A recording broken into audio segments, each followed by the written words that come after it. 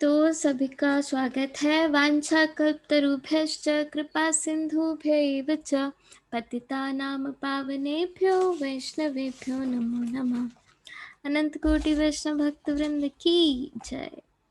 कृष्णपादाय कृष्ण पृष्ठाय भूतले श्रीमते भक्तिवेदांत स्वामिनिति नामिने नमस्ते सारस्वते देवे गौरवाणी प्रचारिणे निर्विशेष शून्यवादी पाश्चात्य देशतारिणे कृष्ण चैतन्य प्रभु नित्यानंद श्री अद्वैत गदाधर श्रीवासादि गौर भक्त वृंद हरे कृष्णा कृष्ण कृष्ण हरे हरे हरे राम राम राम हरे हरे।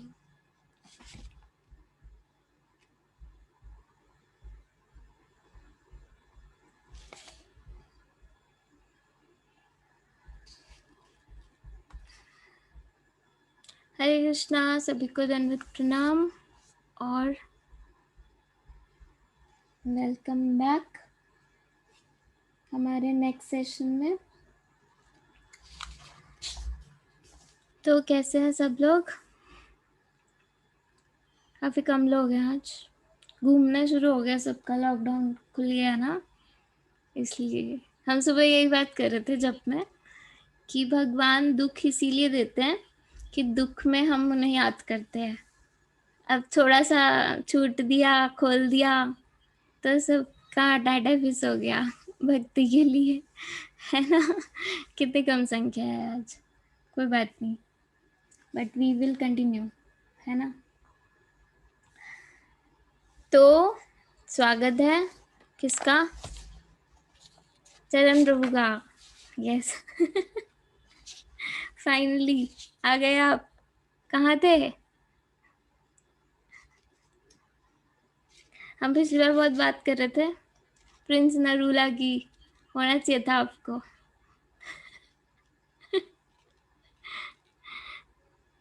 ठीक है, तो टाइम वेस्ट ना करते हुए हम आगे बढ़ेंगे आज के सेशन के साथ। आई होप कॉपी पेन होगा जैसा हमने पिछली बार डिस्कस किया था, ठीक है। तो लास्ट टाइम हमने क्या किया था, कोई छोटा सा कंक्लूड करना चाहेगा?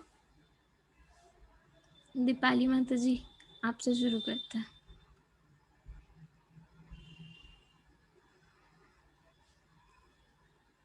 हरे कृष्णा माता जी। हरे कृष्णा।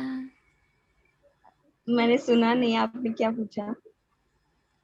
कि लास्ट टाइम हमने क्या किया था? हमने गदाधर पंडित जी के बारे में जाना था, और हमने जो श्लोक याद किया है उसके बारे में पूरा जाना था कि वो क्या होता है, आहार निद्रा भय मैथुन, उसके बारे में पूरा जाना था। और हमारा नॉलेज हमको होनी चाहिए, तो नॉलेज से हमको क्या मिलता है, मोटिवेशनल इंस्पिरेशन मिलता है, तो ये सब जाना था मोटा मोटा ये सब। बहुत सुंदर, थैंक यू माता जी, बहुत ही सुंदर। इति माता जी, कोई पॉइंट पिछली बार का? हरे कृष्णा जी, प्रणाम। हमने बेसिकली श्रवण पे सुना था कि श्रवण हमारे लिए कितना जरूरी है, और श्रवण करने से हम कैसे भगवान को और जान सकते हैं, और हम वैसे बहुत सारी चीजें देखते हैं, समझते हैं, लेकिन जब हम सुनते हैं तब हमें उनके बारे में और ज्यादा अच्छे से पता चलता है, और हमारी श्रद्धा श्रद्धा फेथ डेवलप होती है सबसे, उस सब चीज़ों से। और फिर हमने पशु और मानव के बीच में जो डिफरेंस होता है वो भी सुना था, और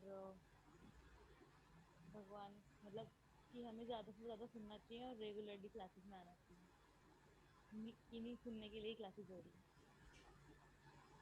वेरी नाइस, बहुत सुंदर। मेरी आवाज आ रही है ना सबको? सही है। यस, तरण प्रभु।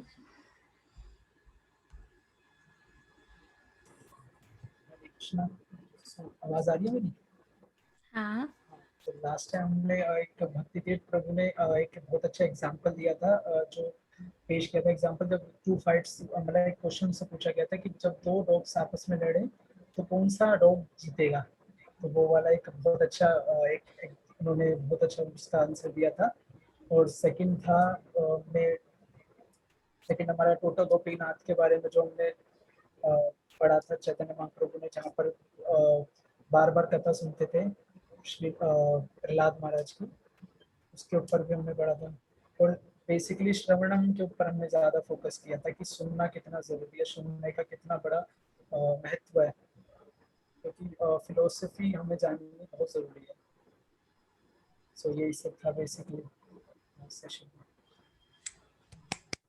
नाइस, ठीक है, बहुत अच्छा बताया आप सबने कि पिछली बार हमने तो किया था श्रवण के ऊपर और सब कुछ, और मेन हमारा जो टॉपिक जो हमने जल्दी करा था कवर वो था आहार निद्रा भय मिथुन, जो हमने श्लोक भी याद किया कि what is the difference between animal and human, है ना।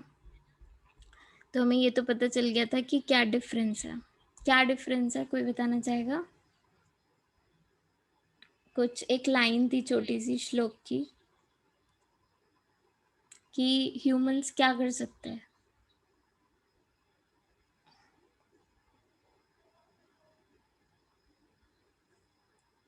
डिफरेंस क्या है?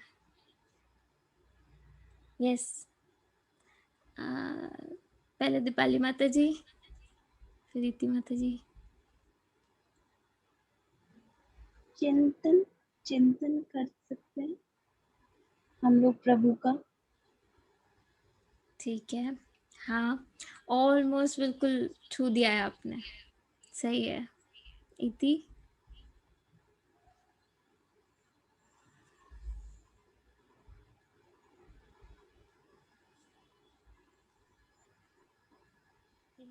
हम जिज्ञासा कर सकते हैं, अथा तो ब्रह्म जिज्ञासा।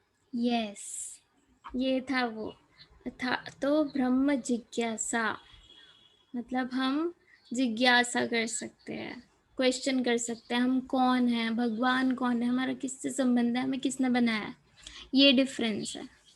ठीक है, तो आज हम अपने सेकंड मॉड्यूल पे जाएंगे।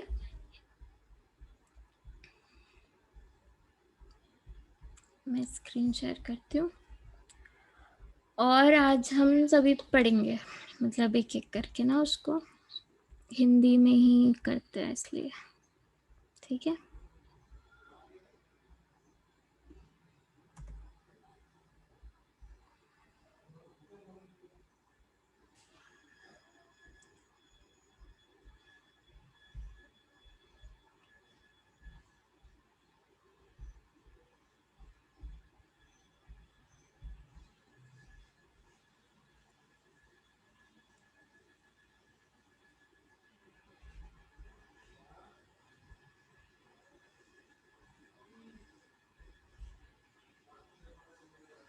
इसको जूम कर लेंगे तो ठीक है।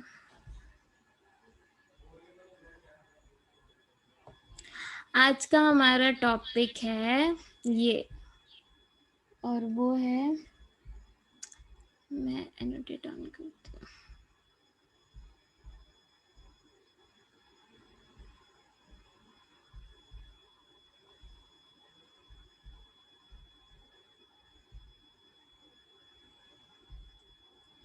टॉपिक का नाम है त्रिविध ताप, ठीक है, मतलब इंग्लिश में बोले तो 3 मिजरीज।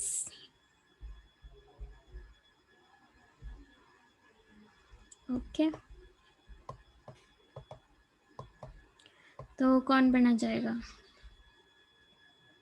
तरन प्रभु।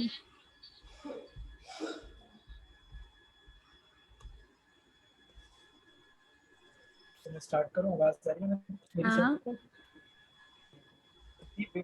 त्रिविध तापे, तो आज का टॉपिक है, इसमें इस भौतिक जगत के सारे जीव महामाया के वश में है, जिसका कार्य उन्हें त्रिविध तापों के अधीन रखना है। ये ताप है अधिदैविक कलेश, देवताओं के द्वारा उत्पन्न किया गया कलेश, यथा सुखा, चाल तथा तूफान। अधिभौतिक कलेश अन्य जीवों द्वारा उत्पन्न कलेशों या कीड़ों या शत्रुओं द्वारा उत्पन्न कलेश, तथा आध्यात्मिक कलेश अपने शरीर तथा मन द्वारा उत्पन्न कलेश तथा मानसिक तथा शारीरिक अस्थिरता।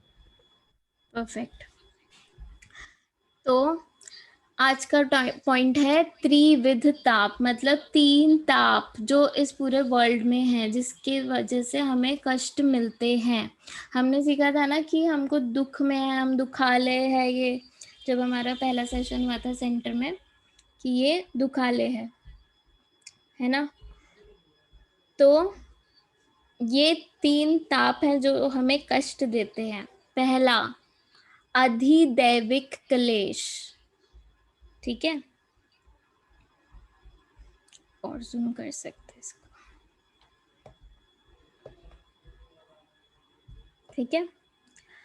अधिदैविक क्लेश मतलब देवताओं के द्वारा उत्पन्न किया गया, जैसे कि हम इसको तो बहुत अच्छे से जानते हैं OMG मूवी की वजह से, अगर किसी ने देखी है तो उसमें वो इसी बेसिस पे वो करता है ना कि ये तो अधिदैविक है, यहाँ पर तो भूचाल आया है, भूकंप आया है। तो भूकंप, तूफान, भूचाल, ये सब चीजें क्या होती हैं, देवताओं के द्वारा उत्पन्न, इसलिए इनको कहते हैं अधिदैविक क्लेश, ठीक है। दूसरा अधिभौतिक क्लेश, भौतिक का मतलब है कि अन्य किसी जीव द्वारा उत्पन्न, अन्य किसी जीव द्वारा, जैसे कोई कीड़ा है उसकी वजह से, जैसे कोई शत्रु है, या तो मान लो हमें कोई थप्पड़ मार रहा है उसकी वजह से हमको दुख हो रहा है, या फिर मच्छर काटता है या कुछ डेंगू हो जाता है, ये सब चीजें क्या है, अधिभौतिक क्लेश, ठीक है। और फिर आध्यात्मिक क्लेश मतलब हमारे खुद के द्वारा, अपने शरीर तथा मन द्वारा क्लेश, मानसिक और शारीरिक अस्थिरता, मतलब डिप्रेशन हो जाना, है ना, या दिल टूट जाता है किसी का, या फिर ब्रेकअप हो जाता है जब हमारा, तो वो अधिभौतिक भी हो सकता है ना, किसी और ने दिया है लेकिन होता तो हमारे अंदर से ही है। तो आध्यात्मिक क्लेश मतलब जो हमारे अपने शरीर मन द्वारा उत्पन्न क्लेश होते हैं, ठीक है। तो ये है 3 ताप जो जो हमें घेरे हुए हैं, और इन्हीं वजह से हमको दुख होता है। मतलब ये जो जेल है, दुखालय है, इस जेल में ये 3 टाइप के हमको वो दी जा रही है बाहर से, प्रताड़ना, याद दिलाने के लिए कि भाई बाहर निकलो यहाँ से, बाहर निकलो यहाँ से। तो इनको कहते हैं त्रिविध ताप, ठीक है।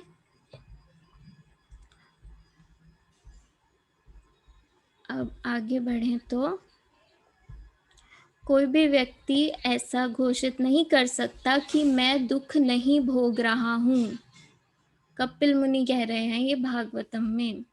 कोई ऐसा नहीं कह सकता कि मैं सुखी हूँ, कोई नहीं हो सकता सुखी। जैसे हमने उस टाइम पे डिस्कस किया था, तो शायद मुस्कान थी शायद, जब वो कह रही थी कि मैं नर्स बन के खुश हूँ, बट ऐसा पॉसिबल ही नहीं हो सकता। इस संसार के प्रकृत विषयों में फंसा हुआ कोई भी व्यक्ति ऐसा नहीं घोषित कर सकता कि मैं दुख नहीं भोग रहा।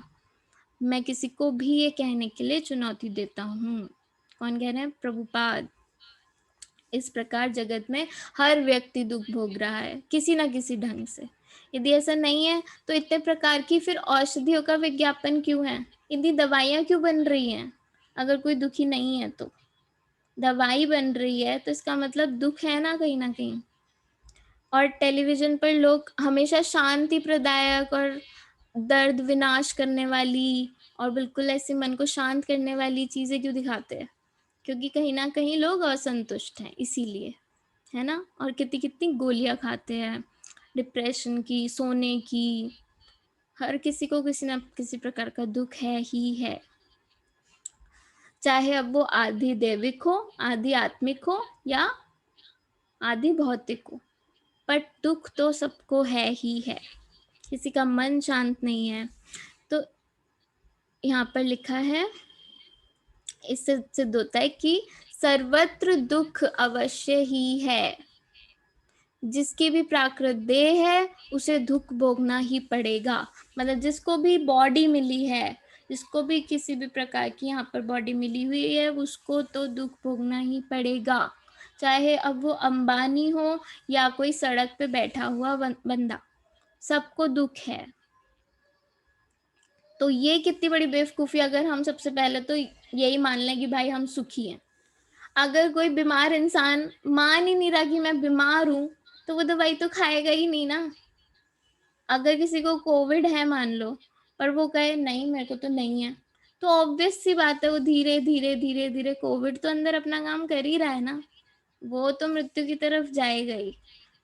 तो एटलीस्ट ये तो मानो कि हाँ हम दुखी हैं, उसके बाद ही तो इलाज शुरू होगा। तो ये तो बहुत ही बेवकूफ़ी की स्टेज है अगर कोई कहता है कि मैं सुखी हूँ। ये हो ही नहीं सकता क्योंकि हम दुखालय में हैं। ठीक है। तो प्राकृत जगत में 3 प्रकार के दुख हैं, आध्यात्मिक, आदि भौतिक, आदि दैविक। देह और मन से उत्पन्न होने वाले, मतलब हमारे शरीर से उत्पन्न होने वाले दुख आदि आत्मिक होते हैं। आत्मिक मतलब मैं, मेरे द्वारा। आज मेरे सर में कुछ पीड़ा है, आज मेरे पीठ में दर्द है, आज मेरा मन शांत नहीं है, तो इन सबको आध्यात्मिक कहते हैं। और अन्य प्रकार के जो दुख है उन्हें अधिभौतिक कहते हैं। अधिभौतिक का मतलब है जो अन्य जीव से होते हैं। ठीक है। उसके अलावा अधिदैविक होते हैं, जिसके ऊपर हम लोगों का कोई नियंत्रण नहीं है। ये कितनी बड़ी बात है। हम तूफान वगैरह सब पता कर लेते हैं, आने वाला है आने वाला है। ताउते के बारे में किसी ने पढ़ा हो तो हमें सब पता था, आने वाला है आने वाला है आने वाला है। क्या कर लेंगे लेकिन हम, वो तो रोक नहीं पाए ना, आएगा तो है ही, वो आता है तबाही मचा मचू के चला जाता है। और हम कोशिश करते हैं गांव खाली करा देते हैं, लोगों को इधर उधर भेज देते हैं बच जाएं सब, लेकिन फिर भी क्या पता चलता है 250 लोग ताउते तूफान में फंसे हुए पाए गए। बचा लिया तुमने। इतनी स्टडी करने के बाद दिन रात वो वेदर रिपोर्ट वाले यही करते रहते हैं, क्या फायदा? लेकिन आप बचा पाते हो? क्यों अपना टाइम वेस्ट कर रहे हो? फिर वो तो आएगा ही तब भी, है ना। तो इतनी बड़ी बेवकूफ़ी है ये। तो ये है आदि भौतिक, सॉरी आदि दैविक, जिन पे हमारा कोई नियंत्रण नहीं हो सकता कभी भी। अब वो बोलते हैं अंबुजा सीमेंट से बनेगा घर, भूकंप से कुछ नहीं होगा। अरे अंबानी का घर भी गिरा देगा भूकंप अगर आने पे आया तो कोई सीमेंट कुछ काम नहीं करेगी। तो ये कितनी बेवकूफ़ी है हमारी, भगवान भी हंसते होंगे। ये देवताओं द्वारा प्रकृति के द्वारा दिए जाते हैं आदि दैविक। अकाल महामारी, ये महामारी देखा अभी हमें पता चला, तो ये भी आदि दैविक है और आदि दैविक पे हमारा नियंत्रण नहीं है। अब हमें आंसर मिल गया ना इस चीज का कि आदि दैविक है और हमारा नियंत्रण नहीं है। इसलिए कहते हैं भक्तों के पास हर चीज का आंसर होता है और मेटीरियल लोगों पे नहीं होता, वो ढूंढते रहते हैं। वो कोशिश कर रहे हैं ये बना लें, वैक्सीन बना लें, ये बना लें। अरे नहीं नियंत्रण कर पाओगे आप लोग, वो अपने आप आई है और अपने आप समय के साथ चली भी जाएगी। अब सबको पता है थर्ड वेव आएगी, थर्ड वेव आएगी, बच्चों को ये होगा, बच्चों को वो होगा। बचाओ फिर, कुछ करो। नहीं, हमने बेड्स रेडी कर दिए, सब कुछ रेडी कर दिया बीमार होने के लिए लेकिन आप रोक नहीं सकते उसको, है ना। तो हमारा इस पे नियंत्रण नहीं है, तो इसलिए हमें इनके ऊपर दिमाग खराब करके अपना ये जो मनुष्य बॉडी मिली है टाइम वेस्ट नहीं करना चाहिए, क्योंकि ये चीज़ें होनी ही हैं, क्योंकि हम फंसे ही ऐसी जगह पे हुए हैं जहाँ पर ये होगा ही। तो बाढ़, गर्मी, अत्यधिक गर्मी जो भी हुई पड़ी है, और भूकंप, आग का लगना, जो जंगल में आग लगती है, ये सब आदिदैविक दुख हैं। इतने पर भी हम लोग सोचते हैं कि इस प्राकृत जगत में हम सुखी हैं।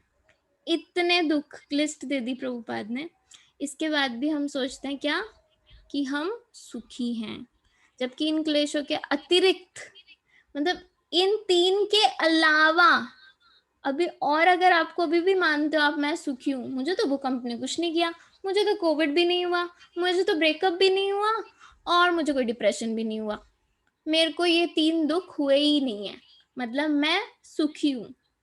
अभी भी अगर कोई ये मान रहा है तो उसके लिए और भी ऑप्शंस है हमारी दुकान में। ये माया देवी कहती है कोई बात नहीं, आपके लिए दुखालय में और ऑप्शंस है, और वो क्या है? जन्म मृत्यु जरा और व्याधि तो है ही, वो तो तुम्हारा पीछा नहीं छोड़ेंगे। तुमने जन्म तो लिया ही है ना, या बिना जन्म के तुम टपक गए हो आसमान से? नहीं ना। तो जन्म में अब दुख कैसा, ये भी हम आगे देखेंगे वैसे तो। लेकिन जन्म में वो बोलते हैं ना व्हाट्सएप जोक्स पे कि बच्चा रोता है लेकिन सब हंसते हैं, लेकिन बच्चा तो रोता है, मतलब उसको तो दुख है। क्यों रोता है वो? अगर रीजन जानेंगे तो हमें पता चलेगा, साइंटिफिक रीजन। क्योंकि अंदर जिस अवस्था में से वो निकल के आया होता है ना, वो बाहर आके चिल्लाता है बस, क्योंकि अंदर नहीं चीख पा रहा था वो। अंदर उसको इतनी सी जगह में, पोटली में, गंदी पोटली में बंद कर दो आप किसी को, और वहां पे आपको कीड़े खाते रहे, कीड़े खाए जा रहे हैं, कोई काट रहा है, कोई कुछ कर रहा है, दर्द होगा कितना।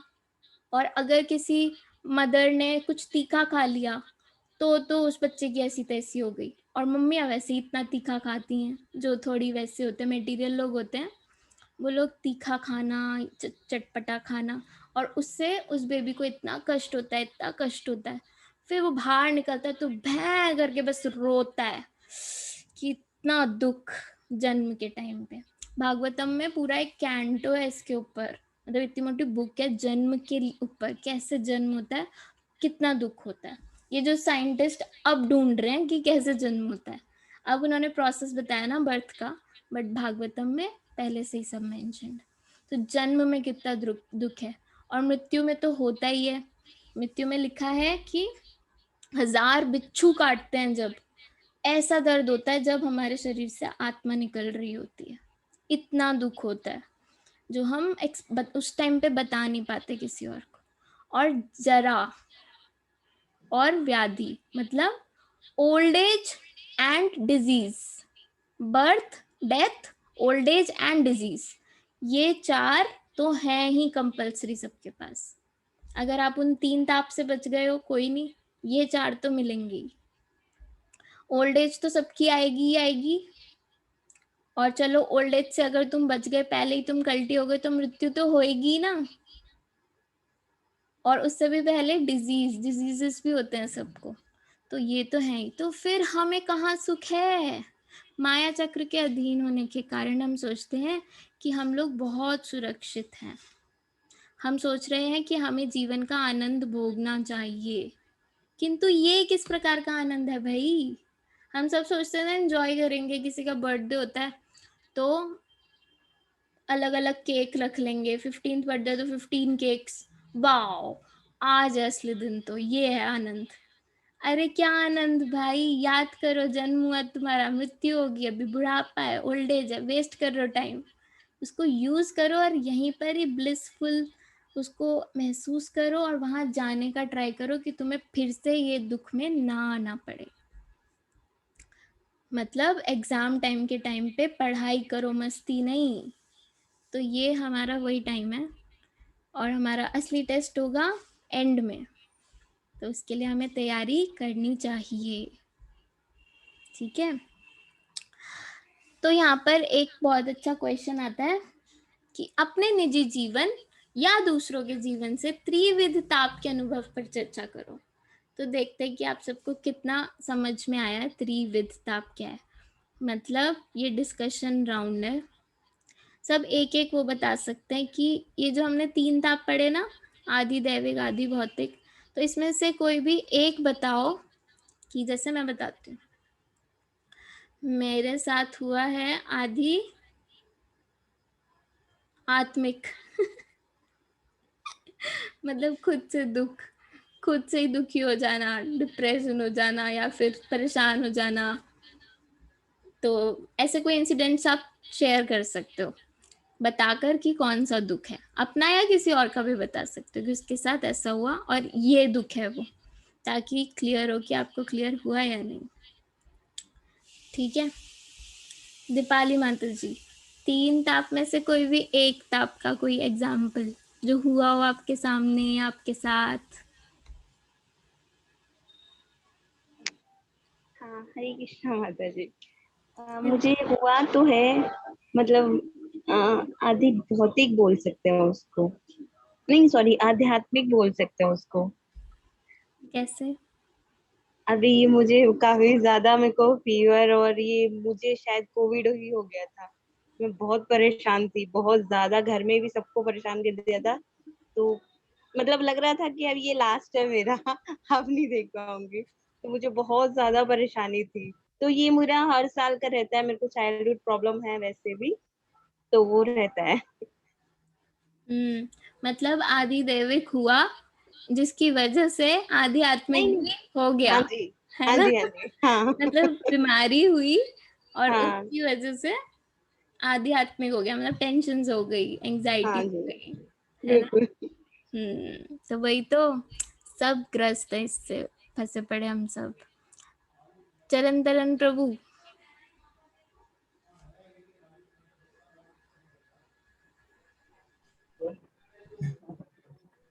मेरा तो आध्यात्मिक है, होता ही रहता है, तो कुछ ना कुछ बस चलता ही रहता है। किसी भी सिचुएशन की चिंता, टेंशन चलता रहता है। अभी मेरे सर में दर्द हो रहा है अभी तो। क्या अभी भी? आध्यात्मिक सर में दर्द हो रहा है मेरा अभी तो, चल रहा है। सही है। अच्छा, अभी आपको वो नहीं हुआ आदि भौतिक, मतलब दूसरों द्वारा दुख दिया जाना, है ना? अभी तो आपको खुशी मिल रही है दूसरों से, राइट? हाँ, ठीक है। इति माता जी। मेरा क्वेश्चन है, क्या डिस्कशन के बीच में क्वेश्चन पूछ सकते हैं? हाँ। ठीक है। मेरा क्वेश्चन है कि अगर हम, मेरी आवाज आ रही होगी ना? तो हाँ। आध्यात्मिक दुख होता है जो हम खुद से अपने आप को महसूस करते हैं, और आदि देविक और आदि भौतिक जो दूसरे हमें देते हैं। ठीक है। लेकिन अगर हमें सपोजिंगली आदि देविक दुख हमें मिला, लेकिन हम उससे दुखी हो गए, तो वो आध्यात्मिक हो गया और हम दुखी नहीं हुए। तो फिर तो फिर कैसे हुआ? मतलब जैसे सपोजिंगली मैं कहीं घूमने गई और वहां पे लैंडस्लाइड हो गया, तो वो तो आदि दैविक हो गया। ठीक है। अब आ, मैं दुखी हो गई कि मैं जा नहीं पाई वहां पे जहाँ पे मुझे जाना था, पर मैं इसलिए खुश थी कि मैंने जितना अभी तक सफर किया वो अच्छा था, तो मुझे दुख नहीं मिला। मतलब आदि दैविक दुख आया पर मुझे मिला नहीं। हाँ, तो हो सकता है किसी और को मिला हो, उस टाइम आप पर उसका असर नहीं हुआ, मतलब आपके कर्मों में वो नहीं था आदि दैविक। जो आप कोई फैक्ट, जैसे भूकंप आता है, कितनी जगह आता है सामने वाले का घर गिर जाएगा बट हमारा नहीं गिरता, बट भूकंप तो आया ही है ना एरिया में, बट हमें इफेक्ट नहीं हुआ उसका उस समय पे, है ना? तो ये भी होता है, मतलब हम पर हमारे कर्मों के अकॉर्डिंग ये तीनों ताप अफेक्ट करते हैं, लेकिन जन्म मृत्यु जरा व्याधि कंपल्सरी है, सब वो पे तो करता है। करेंगे ही करेंगे, और ये तीनों हमारे कर्मास के अकॉर्डिंग अफेक्ट करते हैं। ठीक।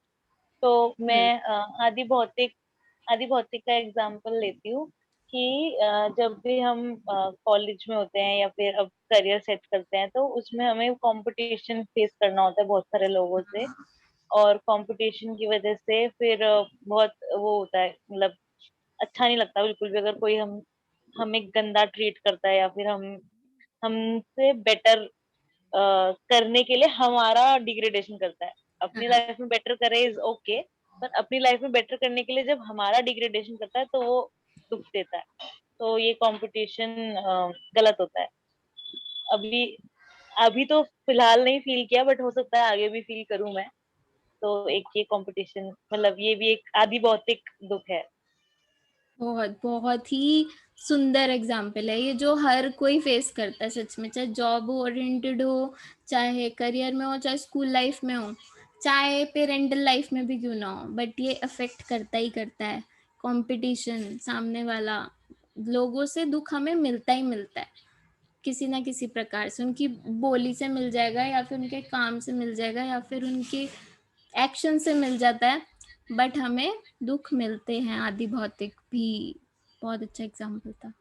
मानसी, नंदिनी, जसिका, ऋतिक प्रभु, आपका वीडियो ऑन नहीं है तो मैं बात नहीं कर पाऊंगी, ठीक है। तो हम आगे बढ़ते हैं। तो अच्छे से शायद आप सबको समझ में आ गए होंगे। 3 ताप जो हमें अपने कर्मास के अकॉर्डिंग मिलते हैं, लेकिन मिलते हैं मतलब ये दुख हैं, ठीक है। इस वजह से मतलब ये चीजें हो रही हैं। अब हमें पता है कि क्यों भूकंप आते हैं, क्योंकि ये क्लेश है, एक ताप है। क्यों महामारी आती है, क्यों कोई हमको दुख दे रहा है, तो हमें समझ जाना चाहिए कि हमारी लाइफ में इस टाइम ये आदि भौतिक दुख आया हुआ है, तो हम उससे फिर इफेक्ट कम होंगे, ठीक है। नेक्स्ट, ये कंपल्सरी वालों के बारे में पढ़ते हैं। जन्म, वृद्धावस्था, रोग एवं मृत्यु की यातनाएं, जो भी हम डिस्कस कर रहे थे। तो वृद्धावस्था व रोग, वृद्धावस्था के कारण जीव का स्वरूप विकृत हो जाता है, मतलब हम शैलो हो जाते हैं, हम पिचक से जाते हैं। चाहे कोई कितना ही बड़ा उसमें हो, वो उसकी बॉडी सिकुड़ जाती है। हमने देखा है ना कैसे झुर्रियाँ आ जाती है, सब सॉफ्ट हो जाता है वापस से, जैसा एक बच्चे की बॉडी में होता है, तो विकृत हो जाती है। और वह अवश्यम भावी मृत्यु की तैयारी करने लगता है। अवश्यम भावी मतलब कंपल्सरी, मतलब मृत्यु ये नेक्स्ट स्टेज, वृद्धावस्था के बाद। जैसे कि बचपन के बाद हम सोच सकते हैं कि अगर हमारे कर्मों में नहीं है तो हम यंग एज तक पहुंच जाएंगे, यंग एज के बाद हम थोड़े से और एडल्ट तक पहुंच सकते हैं। लेकिन बुढ़ापे के बाद कोई स्टेज नहीं है भाई, उसके बाद तो आपका पक्का पत्ता कटेगा। इसीलिए जो लोग हैं ना, कम थोड़ी सी बुद्धि होने के बाद भी एटलीस्ट अभी कलयुग में इतनी बची हुई है कि उनको पता है कि बुढ़ापे में तो कर ही लें भक्ति, क्योंकि नेक्स्ट स्टेज तो बची ही नहीं अब। इसीलिए उन्होंने ये सोच लिया कि बुढ़ापे में तो कर ही लें, बट हमें शुरू से करनी चाहिए, क्योंकि हमें पता नहीं है अपना हम बुढ़ापे तक पहुंच पा रहे हैं या नहीं। इसीलिए हम बोलते हैं कि बचपन से ही भक्ति करनी चाहिए।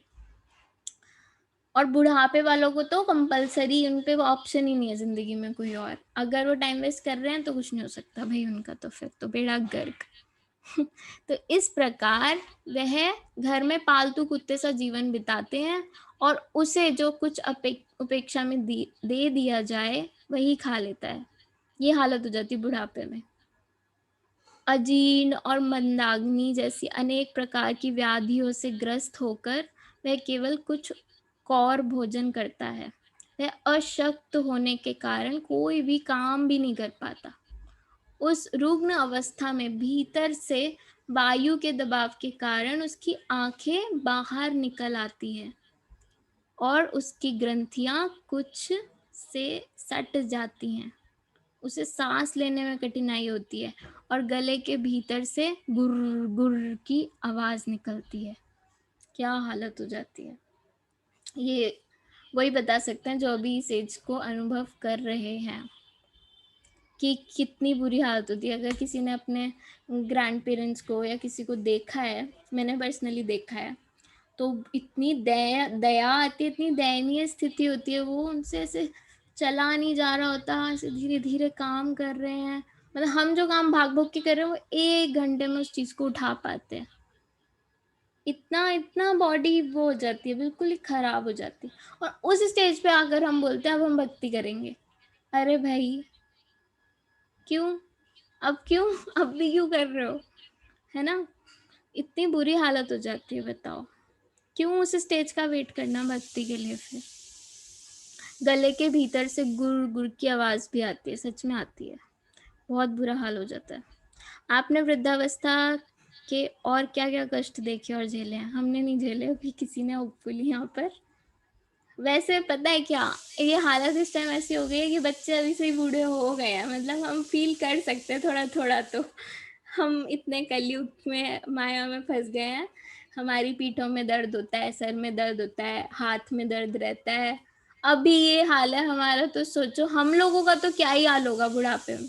जो पुराने लोग हैं उनका तो खाना पीना इतना स्ट्रांग होता था कि वो इतना चलते थे, बुढ़ापे में भी इतने फिट और फाइन रहते थे। बट हम लोगों का तो सच में कोई स्कोप ही नहीं है सही फिट बढ़िया वाला। क्यों? क्योंकि हम रख भी ले तो क्या, हमारा खाना ही प्योर नहीं है ना। तो वृद्धावस्था भी बहुत ही बड़ा दुख है। क्या आधुनिक विज्ञान इन कष्टों को दूर करने में सफल हो सका है? हम इतना स्टडी करते हैं, इतना ज्यादा स्टडी कर रहे हैं, साइंस और सब कुछ, क्या वो कंट्रोल कर पाए? आप सब माइकल जैक्सन को तो जानते होंगे, मैंने तो उन पे पूरी रिसर्च कर डाली। मतलब जब मैंने उनके बारे में पढ़ा था कि ये कैसा इंसान था पागल, इससे बड़ा दुनिया में इंसान नहीं देखा मैंने। मतलब उसने इतना कोशिश करी, किसी ने पूरी दुनिया में इतनी कोशिश नहीं करी अपनी मृत्यु को रोकने के लिए और बुढ़ापे को रोकने के लिए जितना उन्होंने करी। बहुत बड़े एग्जाम्पल है वो हम सब के लिए। अगर किसी ने नहीं पढ़ा तो वो पढ़ सकते हैं उनके बारे में। इतने ज्यादा सर्जरीज और इतने ज्यादा उन्होंने चीजें करी हैं साइंटिफिकली। और उनका मतलब घर में डॉक्टरों का एक हॉस्पिटल अलग होता था, उनके घर में ही एक हॉस्पिटल होता था जो दिन रात उनके ऊपर वर्क करता था कि ये बूढ़े ना हो। लेकिन अंदर से सब कुछ बूढ़ा हुए जा रहा था। वो बूढ़ा बाहर से होता, उसको कवर कर देते, मतलब प्लास्टिक सर्जरी कर देते, बट अंदर से क्या करोगे? और मृत्यु के बाद और बुढ़ापे के बाद तो मृत्यु ही आती है। तो वो मर भी गया, तब भी उसने क्या बोला कि जब मैं मरूं तो मेरी बॉडी को तुम ऐसे रखना, एक आइस उसमें, कि वो बॉडी भी बहुत टाइम तक चले, मतलब 100 साल तक और चले आगे, ताकि सब लोग मेरा वो कर पाए, मैं मुझे देख पाए, और तब भी मेरा वो कम ना हो जो मेरा और है। तो उसको लिटरली आइस बॉक्स के अंदर रखा गया कई सालों तक। लेकिन कुछ फायदा नहीं है। क्या फायदा हो गया इस सब करने से? इतना पैसा, इतना सब कुछ करने से क्या हो गया? रोक तो नहीं पाए ना। अभी वो फिर किसी और योनि में चला गया होगा उसकी आत्मा, माइकल जैक्सन की, और वो भी यहीं घूम रही होगी। फिर क्या फायदा? कुछ भी फायदा नहीं होता। विज्ञान या हमारा कोई संबंधी कोई नहीं रोक पाएगा इस चीज को। ये कष्ट आएंगे ही आएंगे। मृत्यु, इस प्रकार वह मृत्यु के पाश में बंधकर लेट जाता है। विलाप करते मित्र और संबंधी उसे घेर लेते हैं, और वह उन सबसे बोलने की इच्छा करते हुए भी बोल नहीं पाता, क्योंकि वह काल के वश में रहता है। ये क्या हुआ? यहाँ पे लिखा इच्छा करते हुए भी, वो तो मर चुका है, तो इच्छा कैसे? तो गरुड़ पुराण में ऐसा मेंशन्ड है कि जब हम शरीर छोड़ते हैं ना, जिस समय किसी की भी डेथ होती है, उस समय थोड़े समय तक वो सोल वहीं खड़ी होती है। क्यों? क्योंकि उसको फ्लैशबैक दिखाते हैं भगवान, सबको एक वो दिखाते हैं, मतलब पूरी लाइफ का वो दिखाते हैं, एक शॉर्ट मूवी कि this is what you have done, see. तो हमें सब कुछ दिखेगा ये एंड टाइम पे, कि हमने क्या किया, हम कैसे पैदा हुए थे, हम किससे क्या मिले, हमने क्या बुराइयां करी, हमने क्या किया, और हमारे साथ क्या हुआ, हमने किसके साथ क्या बुरा व्यवहार किया, सब दिखेगा एक फटाफट फटाफट। देखिए किसी ने कोई fast movie, documentary type, flashback, वो जिसमें उल्टा होता चला जाता है सब कुछ, मतलब रिवाइंड मूवी। तो ऐसे हमको दिखेगी सच में जब हम शरीर छोड़ते हैं। उस टाइम इच्छा होगी कि हम सब कुछ चेंज कर पाए, हम भक्ति कर पाते, काश हमने ये किया होता। हमें दिखेगा कि कोई भक्त आया था, उसने हमें बुक दी थी और हमने बुक ले तो ली पर साइड में पड़ी हुई है, पढ़ी नहीं कभी। सब कुछ दिखेगा हमको। तो उस टाइम रिग्रेट करने से कोई फायदा नहीं होगा। इसलिए अभी हम जब स्टडी कर सकते हैं इस सब के बारे में तो क्यों ना करें, है ना। वह अपने रोते हुए कुटुंबियों को देखता हुआ भी अत्यंत शोक में रहेगा। वह अत्यंत दयनीय अवस्था में, असहनीय पीड़ा में, चेतना रहित होकर मरता है। मृत्यु के समय उसको यमराज के दूत आए दिखते हैं, सबको दिखते हैं। ये तो मैं आपसे शेयर भी कर सकती हूँ कि मेरी जब दादी थी तो वो जाने वाली थी, तो उससे 1-2 हफ्ते पहले तक बहुत बहुत बहुत कुछ उनसे रियलाइजेशंस हुई हमको। मतलब हम जो पढ़ रहे थे थ्योरी, हमने प्रैक्टिकल होते हुए देखी। पता है वो क्या बोलती थी बैठी बैठी अपने आप से बोल रही खाली रूम में। मैं गई तो मेरे को बोलती है, पता है अभी 2 लोग आए थे और वो मुझे बोल रहे थे चलो टाइम हो गया, चलो टाइम हो गया, पर मैंने उनको कह दिया अभी नहीं आ रही मैं, थोड़े दिन बाद आना, अभी मेरे को रोटी खानी है। मैंने कहा अच्छा आपने ऐसे बोल दिया, भेज दिया उनको? कह रही हाँ वो बालकनी में आए थे, फिर बालकनी से ही मैंने झटका दे दिया और वो कह रहे कि थोड़े दिन बाद आएंगे। ऐसा लिटरली हुआ। और इवन अगर कुछ होगा तो मैं बाद में शेयर कर सकते हैं, मेरे पास तो वीडियोस भी हैं उनकी ऐसे बात करते हुए, क्योंकि मुझे बहुत शौक था लॉजिक पकड़ने का चीज़ों को ना साइंटिफिकली। अब यहाँ पे सब कुछ लिखा तो हुआ है बट हम एक्सपीरियंस कैसे करेंगे? तो मैंने जब उनको बोलते हुए सुना, देखा कि ये तो ठीक थी, ऐसे कैसे बोल रही हैं। और एक बार क्या हुआ, वो हम ऊपर रूम में देखने गए दादी को, रूम में नहीं थी वो, बालकनी में नहीं थी वो, कहीं भी नहीं थी वो, गायब। हमने कहा कहाँ गई पता नहीं, नीचे देखा कहीं पे भी नहीं, सड़क पे भी नहीं, कहीं नहीं गई। फिर बाई चांस हमने टेरेस पे जाके देखा, छत पे। अब हम छत पे गए तो क्या हुआ कि जब हम छत पे पहुंचे तो वो छत के टांड देखिए किसी ने, मतलब छत के ऊपर एक टंकी वाली जगह होती है जहाँ पे टंकी रखी होती है, तो टंकी वाली जो एरिया है ना उसमें वो नहीं लगा होता, फेंस नहीं होता, मतलब ग्रिल नहीं लगी होती है ना। ग्रिल तो छत पे लगी होती है, टंकी वाली जगह ऐसे खुली ही होती है। तो वो टंकी वाली जगह के कॉर्नर पे जाकर बैठी हुई थी ऐसे, कि मतलब नीचे सीधा गिरे तो इंसान गिर ही जाएगा ऐसे उधर कॉर्नर पे बैठी हुई थी। हम गए धीरे धीरे, हमने बोला हिलना मत, हिलना मत आप दादी, बस हम आ रहे हैं, हिलना मत। इतना डर डर के हम उनके पास गए और वो बोल रही थी अभी मत आओ मत आओ मत आओ। हम पास गए किसी तरह, फिर उनको लेकर वापस आए। और वो टंकी वाली जगह पे पहुंचना इतना मुश्किल है, इतना मुश्किल है कि मतलब ये तरन चरण प्रभु भी नहीं पहुंच पाते, क्योंकि कोई सीढ़ी नहीं थी, सीढ़ी होती है ना वरना, तो कुछ टाप टूप के ही पहुंचा जा सकता था उस पे। तो हम शौक थे ये पहुंची कैसे तो हमने बाद में शांति से उनसे पूछा पहुंचे कैसे, क्या हुआ क्या था? तो उन्होंने कहा कि 4 लोग आए थे आज और उन्होंने रस्सी पकड़ी और मेरे को बांधा रस्सी से और मेरे को खींचने लग गए। तो फिर मेरे को ऊपर ले गए वो छत पे। उनका अच्छा, फिर उन 4 लोगों ने रस्सी फेंकी और लिटरली वहां पे ना पाइप टंगा हुआ था, जो पाइप होता है पानी भरने का ना, वो टंगा हुआ था।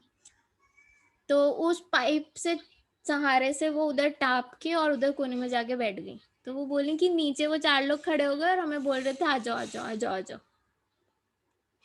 तो मैंने बोल दिया अभी नहीं आ रही मैं, अभी नहीं आ रही मैं, अभी नहीं आऊंगी मैं, ऐसे ऐसे करके वो बैठी हुई थी वहां पे।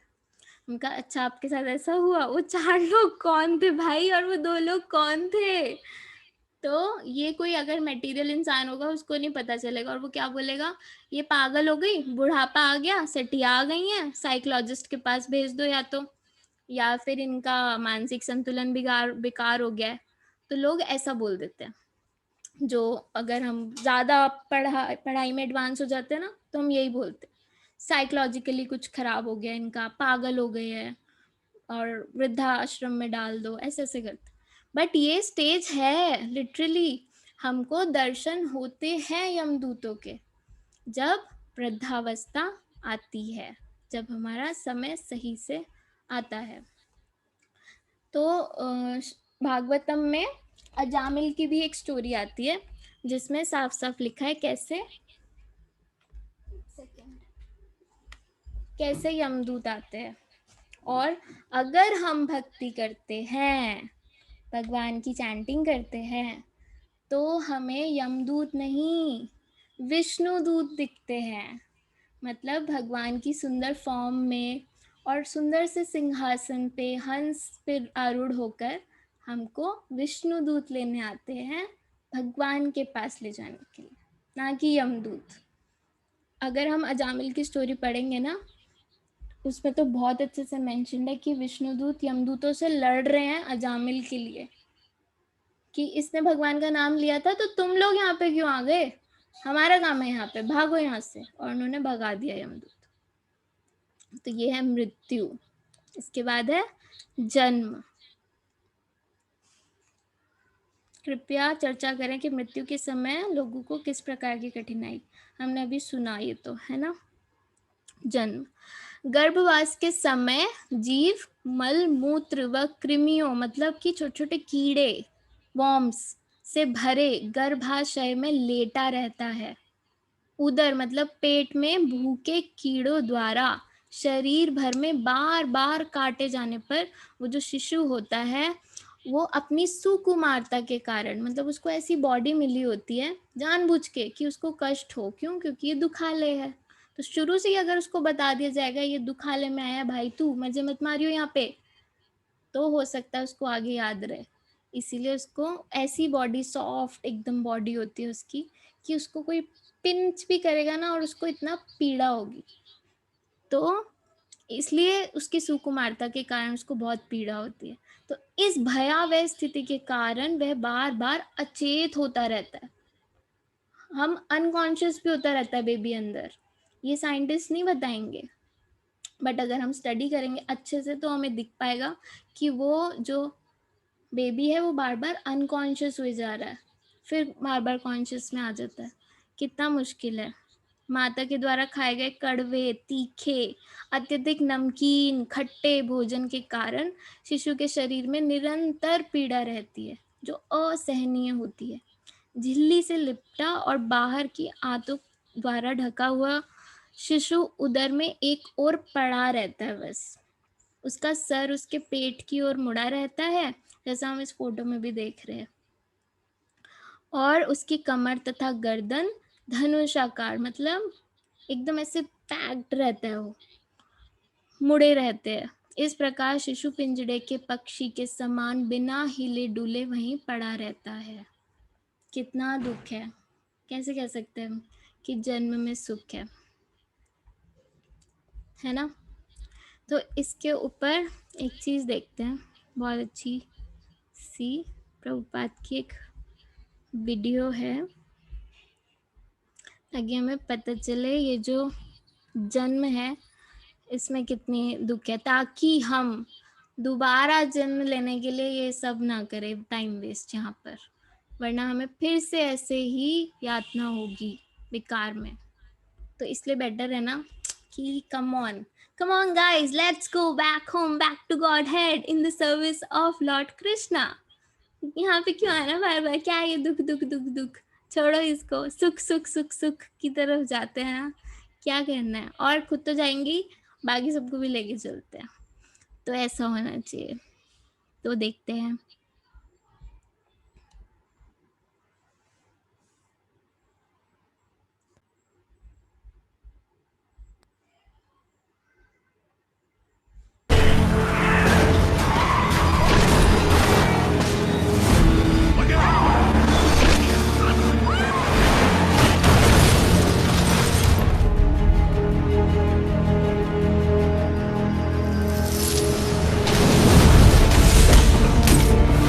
And when the body is no more usable, then the body is finished and the soul again enters another body. This is called transmigration. What is the next body you are going to get? You must have information.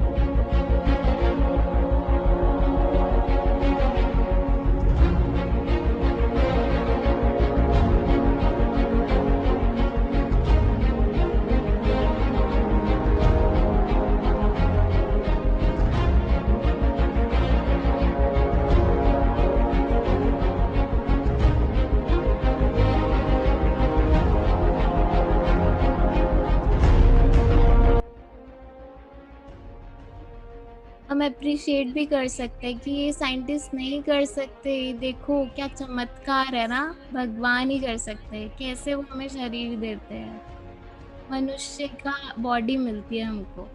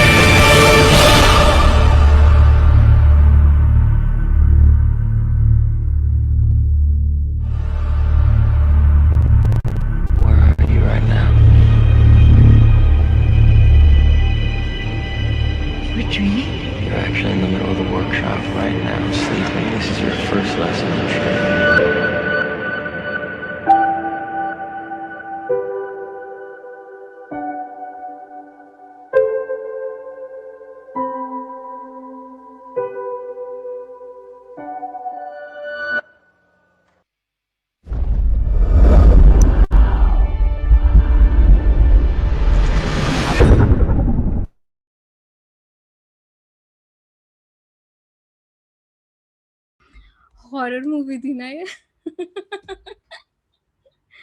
ये होती devotees के लिए horror movie. भयंकर। मेरे तो goosebumps हो गए सच्ची। क्या भयंकर हॉरर मूवी थी। लास्ट सीन देखा किसी ने मूवी का?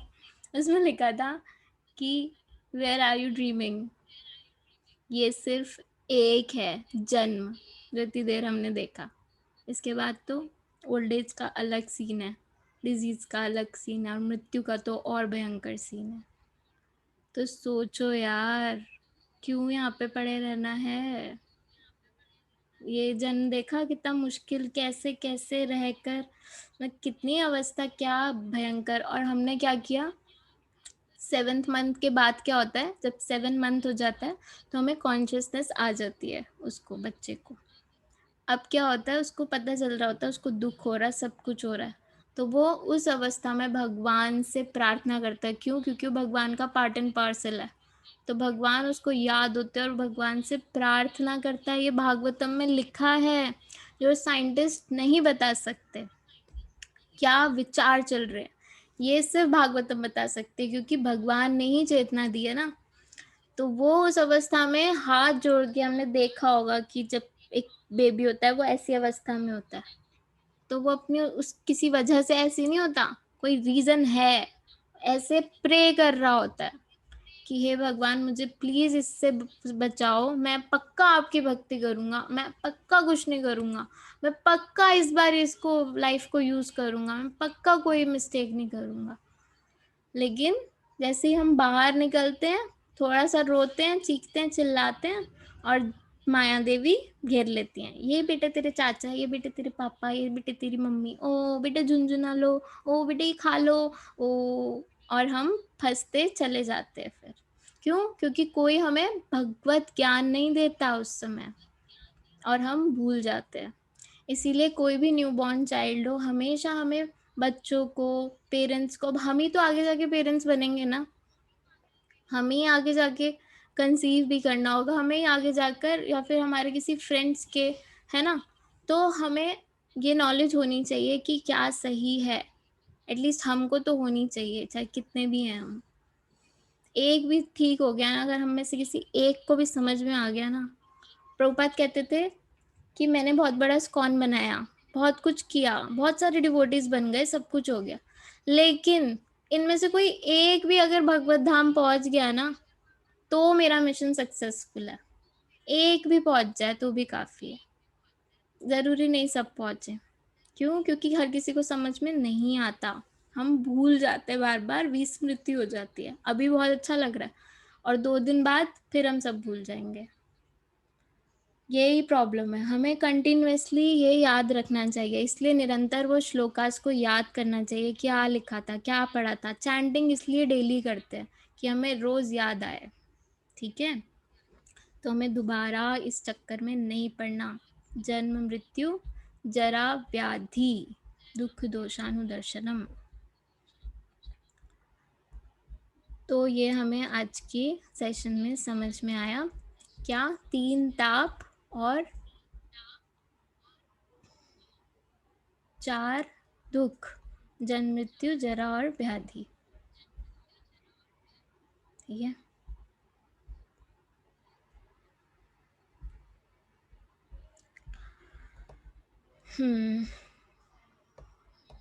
हम ये लास्ट पैराग्राफ पढ़ लेते हैं और फिर वाइंड अप करते हैं। हम जन्म मृत्यु जरा व्याधि को नहीं रोक सकते, यद्यपि हम आनंद प्राप्ति करना चाहते हैं, परंतु कैसे इसकी प्राप्ति हो ये नहीं जानते। इसीलिए हम भौतिक आपदाओं में जन्म मृत्यु जरा व्याधि से कैसे मुक्ति हो ये नहीं जान पाते। लोग अस्पताल खोलते हैं, हॉस्पिटल्स खोलते हैं, जैसे एक सिंधी महानुभाव ने अस्पताल खोलने के लिए 5-7 करोड़ रुपए दिए। वे सज्जन मुझसे मिलने आए। मैंने कहा, आप कितना ही बड़ा अस्पताल क्यों ना खोलें, आप मृत्यु को नहीं रोक सकते, यह संभव ही नहीं है। यह संभव है, आप अपनी तरह से प्रयत्न करते हैं, अपनी वृद्धावस्था के कष्टों का निवारण चाहते हैं, ओले ओले ओले ओले ओले लगा लो मुंह पे, और बुढ़ापा नहीं आएगा, ऐसा लेडीज मानती हैं। बट ये पॉसिबल नहीं है भाई। कितनी सारी पुरानी एक्ट्रेसेस है जो हम देख रहे हैं क्या कर रही हैं वो, है ना। तो अपनी वृद्धावस्था के कष्टों का निवारण चाहते हैं, किंतु ये अवस्था नहीं बदलती। तुम अस्पताल बनवा लो पर मृत्यु नहीं रोक सकते, संभव नहीं। आप नई से नई वैज्ञानिक दवाओं का आविष्कार कर लो पर आप रोग नहीं रोक पाओगे भाई। कोई भी ये नहीं देख पा रहा। कितने ही गर्भ निरोधक साधनों का आविष्करण हुआ पर जन्म नियंत्रण नहीं हो सका। इस प्रकार के जन्म पर नियंत्रण कहाँ है। आबादी बढ़ती जा रही है, मतलब वो होता है ना आजकल बहुत बड़ा पाप, क्या होता है, वर्ड नहीं याद आ रहा मुझे, ठीक है। गर्भ निरोधक मतलब कि वो बच्चा गिराना कहते हैं ना, कि पहले ही रोक देना। बट उससे क्या फ़ायदा हुआ, क्या हमारी पॉपुलेशन कम हो गई? नहीं, जन्म तो फिर भी हो रहे हैं, बाकी हो रहे हैं, है ना। तो आबादी तो बढ़ती जा रही है। तो आप ना तो जन्म, ना ही मृत्यु, ना बुढ़ापा और ना रोग, कुछ नहीं रोक सकते। तो ये आज हमें सीखने को मिला कि हम कुछ नहीं रोक सकते। और इसका एक निवारण क्या है, जप, मतलब हरे कृष्ण महामंत्र, भगवान का नाम लो। और इसको नहीं रोक पाओगे आप, लेकिन यहाँ से निकल के वापस जा सकते हो। यहाँ से एग्जिट का रास्ता है, तो क्यों ना एग्जिट कर ली जाए। तो ये मेन वो है, ठीक है।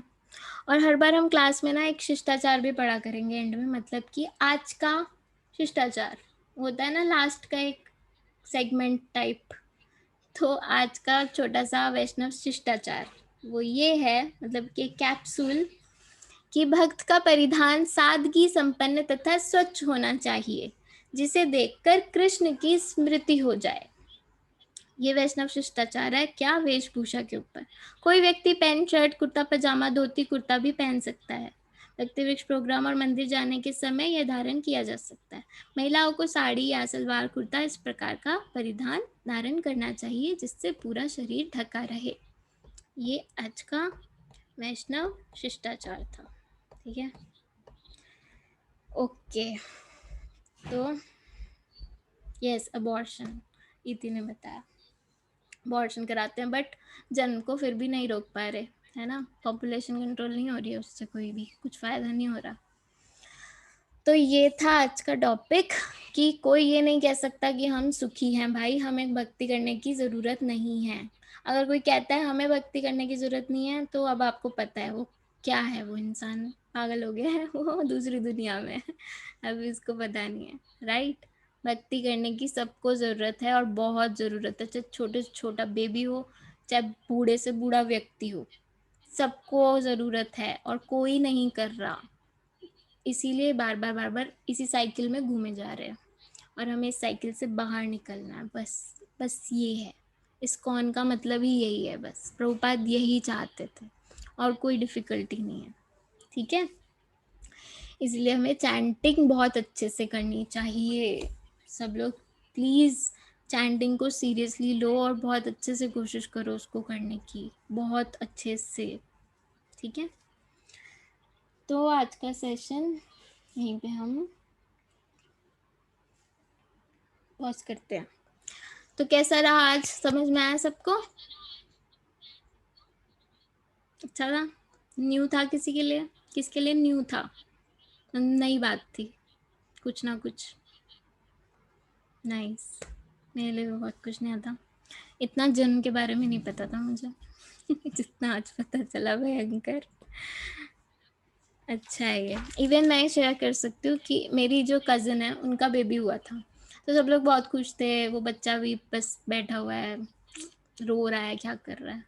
बट जब मैं भैया मम्मी गए तो मम्मी ने सबसे पहले जाते ही उसको हाथ में लिया, और क्योंकि मटेरियल लोग थे तो उनको तो समझ में आता नहीं कि क्या कर रहे हैं, तो ना ही हमें दिखावा करना होता है किसी के साथ। मम्मी ने चुपचाप उसको लिया, कोने में ले गई और हरे कृष्णा कृष्णा कृष्णा हरे हरे, हरे राम उसको नाम दे दिया कि सुनो इसको श्रवण, क्योंकि हमारा हर समय चलता है, चाहे हम अंदर हो तब भी कान खुले रहते हैं, चाहे मृत्यु हो रही हो ना तब भी हमारी आंख काम करना बंद कर देगी, शरीर बंद हो जाएगा, जब हम बिल्कुल पड़े भी होंगे ना, जैसे किसी ने देखा होगा कि बिल्कुल हमारे प्राण निकल रहे, उस समय भी कान हमारे चलते रहते हैं पूरे फुल 200% स्पीड पे। इसलिए जब प्रभुपाद जा रहे थे ना, जब प्रभुपाद का शरीर छोड़ रहे थे प्रभुपाद, तब प्रभुपाद ने कहा था निरंतर कीर्तन करते रहो, निरंतर। और इतना सुंदर, इतना बड़े लेवल पे कीर्तन हुए जा रहा था। कान क्योंकि खुले रहते हैं हर किसी के, इसलिए जब भी भक्तों को ऐसा कुछ होता है ना, जाने वाले होते हैं, तो कीर्तन रखा जाता है, कान खुले रहते हैं। इसलिए हमें श्रवण बहुत इम्पोर्टेंट है। तो कभी भी न्यूबॉर्न देखो या कोई भी देखो ना, हमेशा उसको भगवान का नाम हमें देना चाहिए सब लोगों को, और खुद तो लेना ही चाहिए, तभी हम दूसरों को दे पाएंगे, राइट। तो किसी का कोई क्वेश्चन है तो पूछ सकते हैं, और किसी को अगर लेट हो रहा है तो वो लीव भी कर सकते हैं। हरे कृष्णा, सभी को धन्यवाद, प्रणाम।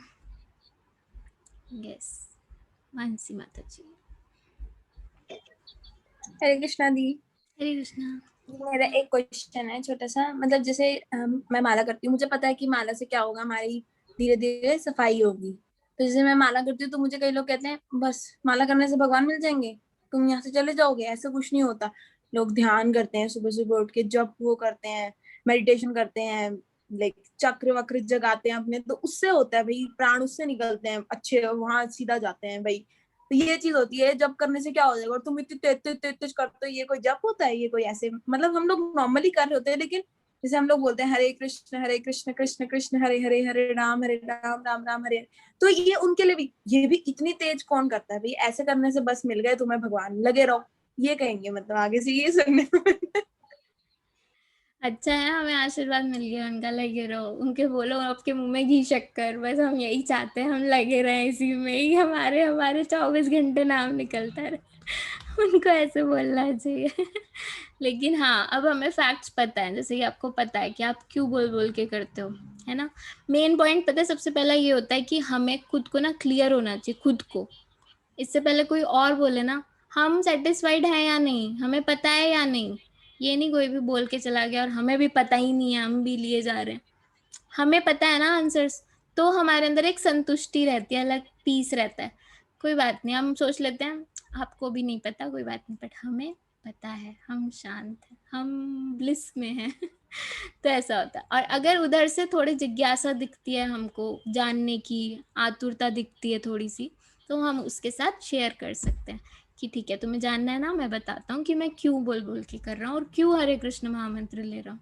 फिर आप वो श्लोक सुना सकते हो अपने, जो याद करे हुए हैं सबने, है ना। अगर हमें थोड़ा सा दिखता है उधर से जिज्ञासा, ठीक है। यस इति। मेरे को ना इसमें एक ऐड करनी थी आवाज नहीं आ रही। पॉइंट में। एक अब आ रही है? मुझे नहीं आ हरी रही है, बोल, सबको नहीं आ रही।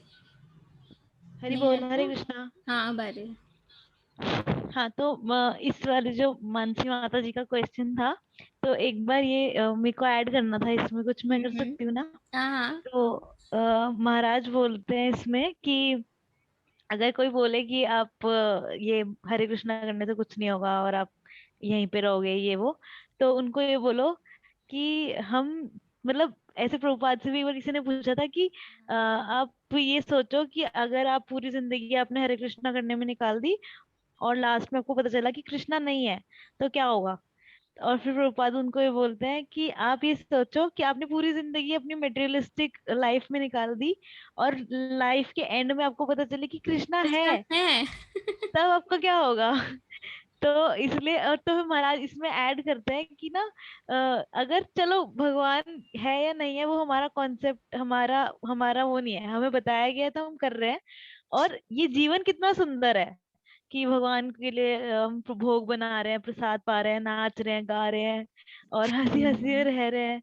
तो ये जीवन ही इतना आनंददायक है कि उस आनंद की कोई भौतिक मनुष्य को अनुभव ही नहीं कर सकता। तो इसीलिए जीवन बहुत सुंदर है, ये महाराज बोलते हैं। ये बोलना था। हरे कृष्ण। वेरी गुड, बहुत सुंदर। हाँ, महाराज बहुत बार बताते हैं कि मतलब तुम सोचो भाई, तुम्हें अगर नहीं मिले, पता चला एंड में कि कृष्णा है और नाम लेना था, तब वो जो भी हमने पढ़ा ना, मृत्यु के बाद फ्लैशबैक चलेगा, तब रोना बैठ के। और चलो हमें अगर एंड में पता भी चल गया, मान लो तुम्हारी 1% बात मान लेते हैं कि कृष्ण नहीं है और ये नाम वाम नहीं करना था, तब भी हमें रिग्रेट नहीं होगा। क्यों? क्योंकि हमने तब भी बहुत मजे मारे हैं जिंदगी में। खाया पिया, नाचा कूदा, डांस किया, क्या नहीं किया हमने। हमने तो सुबह का टाइम भी यूज कर लिया। 4 बजे तो तुम सो रहे होते हो, हम तो सुबह से ही शुरू हो जाते हैं। तो हमने तुमसे ज्यादा मजे मारे जिंदगी में। तो हमारी तो वैसी जिंदगी मस्त कटी है। कोई बात नहीं, अगर कृष्णा नहीं है तो अब बोलो क्या बोलोगे। तो मस्ती में भी हम आ गए और भक्ति में भी हम आ गए। कोई बात नहीं।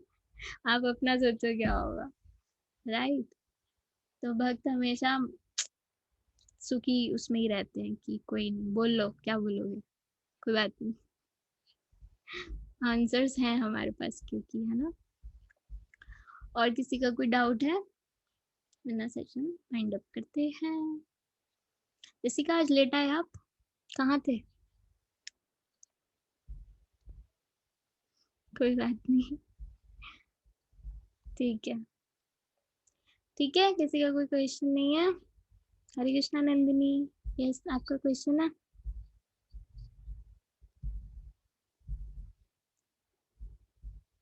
अनम्यूट करो, क्वेश्चन है?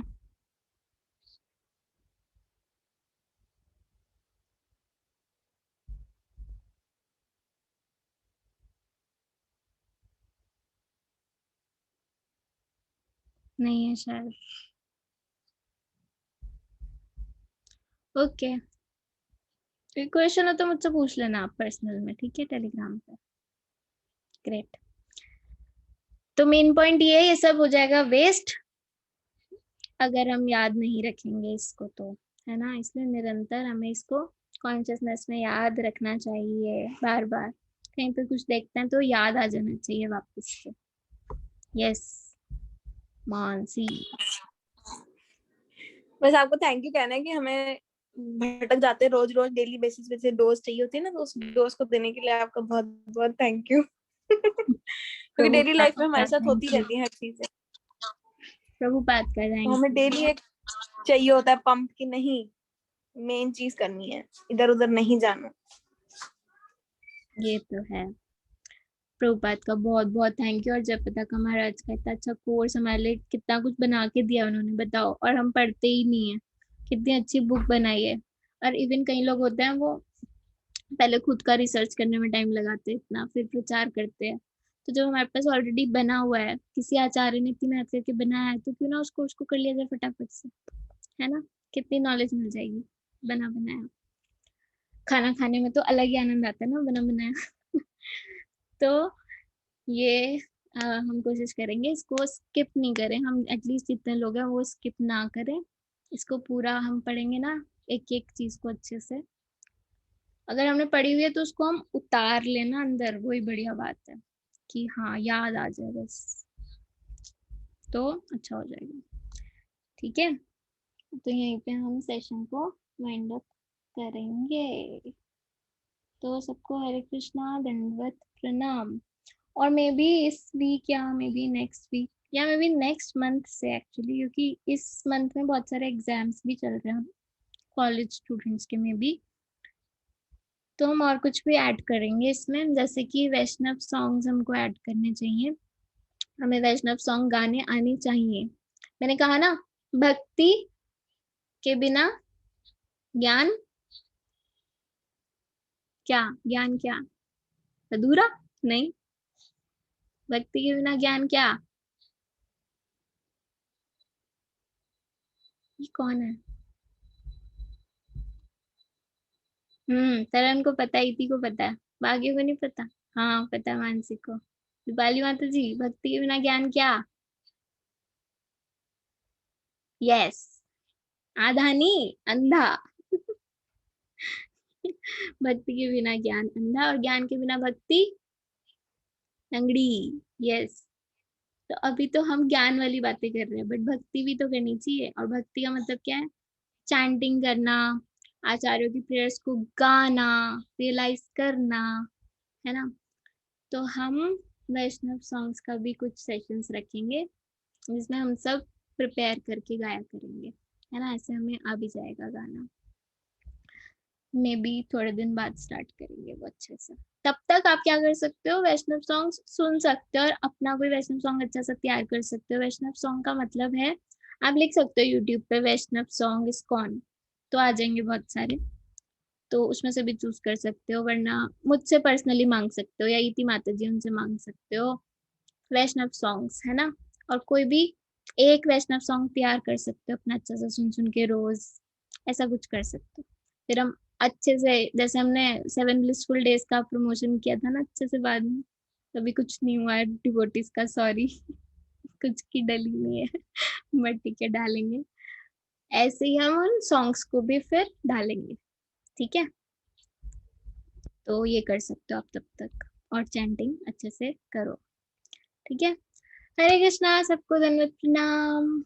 वाञ्छा कल्पतरुभ्यश्च कृपा सिन्धुभ्यैव च पतितानां पावनेभ्यो वैष्णवेभ्यो नमो नमः। अनंत कोटि वैष्णव भक्तवृंद की जय, गुरु महाराज की जय, प्रभुपाद की जय, लीला पुरुषोत्तम भगवान कृष्ण की जय। हरे कृष्णा।